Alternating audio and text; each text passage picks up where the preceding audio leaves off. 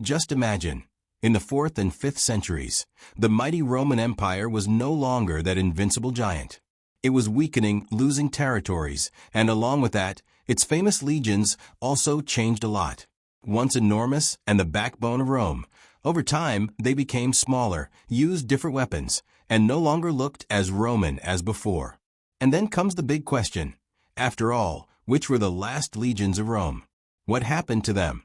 That's what we're going to find out. In the chaos of the 5th century, many of these legions simply disappeared from the records.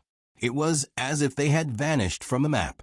They were probably destroyed in battles, abandoned their posts due to lack of pay, or were left without supplies. One example is the powerful Undecimani, descendants of the famous 11th Claudia, which met a tragic end. But here's something curious. Even when the Western Roman Empire was falling apart, some soldiers still tried to hold on. In the province of Noricum, which Rome had already abandoned around the year 450, there were garrisons that remained at their posts, such as the Legio I Noricorum, the Legio II Italica, and the Cohors IX Batavorum. There are even records that the latter sent a message to the capital asking for their salaries. The legions of Gaul. An even more remarkable case happened in Gaul. After the assassination of Emperor Hadrian in 460, the commander Aegidius decided to break away from Rome and form his own force. This army survived even after the official fall of the empire in 476 and became known as the Kingdom of Soissons. They held out for another 10 years until they were defeated by the Franks in 486. And you know what's incredible? Decades later, during the reign of Justinian, descendants of these soldiers still existed within the Frankish army. The historian Procopius wrote that they still carried Roman standards, kept the customs of their ancestors, and even wore the same clothes as the old legionaries, including their shoes.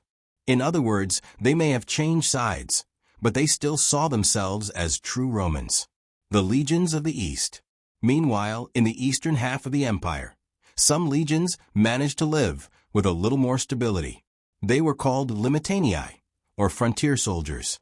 With the reforms of Emperors Zeno and Anastasius, the army was reorganized and began to take on a Byzantine identity. By the time of Justinian, the word legion had practically stopped being used. Even so, some of these old units continued to leave traces. For example, the Legio I Flavia Theodotina, created by Theodosius at the end of the 4th century. This troop accompanied the famous General Belisarius in the conquest of Italy in 535 and was still mentioned more than 70 years later in a letter from Pope Gregory the Great, defending Rome against the Lombards. And it didn't stop there. Other descendant legions, like the Four Parthica, also appear in historical sources, showing that even after the fall of the Western Empire, the spirit of the Roman legions still echoed for centuries. There was a legion called II Parthica, created long ago by Diocletian in the 3rd century. Many years later, one of its descendants, already renamed with another title, fought in an important battle called Salicon in the year 586. In the middle of chaos, this soldier was gravely wounded, struck by several arrows and spears.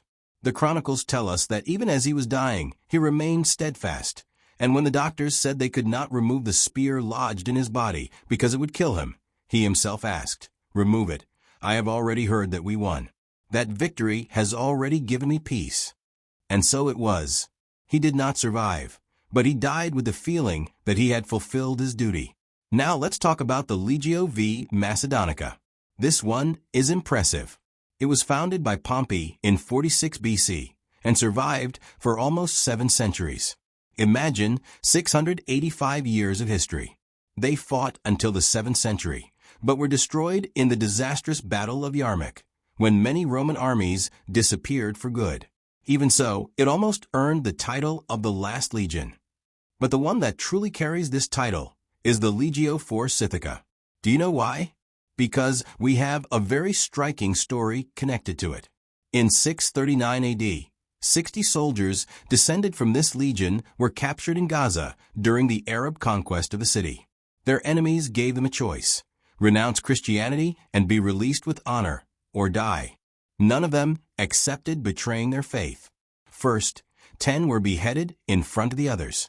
Then, the 50 who remained also refused conversion, even with the promise of saving their families. In the end, all of them were executed. They became known as the 60 Martyrs of Gaza. And the incredible detail? These men were still part of the remnants of the old Legio Forsythica, founded by Mark Antony in 44 BC. This legion endured centuries of changes, battles, and defeats. It fought until almost the year 641, when Rome was already nothing but a memory. At the heart of it, this is the great lesson. The legions were born, fought, and died for Rome. Some lasted centuries, others vanished suddenly, but all left their mark. Even when the empire fell, their stories and traditions did not vanish into thin air. On the contrary, they continued to inspire entire generations of soldiers who still saw themselves as part of that glorious past. If you are impressed by the courage of these soldiers, who chose honor and Roman tradition until their very last breath, imagine how many other incredible stories are still hidden in the history of the empire. Subscribe to the channel now so you don't miss any episode and dive deeper into this fascinating universe of legions, battles, and the secrets of Rome. Turn on the notification bell, because in every video you'll discover facts that few people know, and that will change the way you see history. And tell me in the comments, which of these legions do you think most deserves to be remembered for its courage?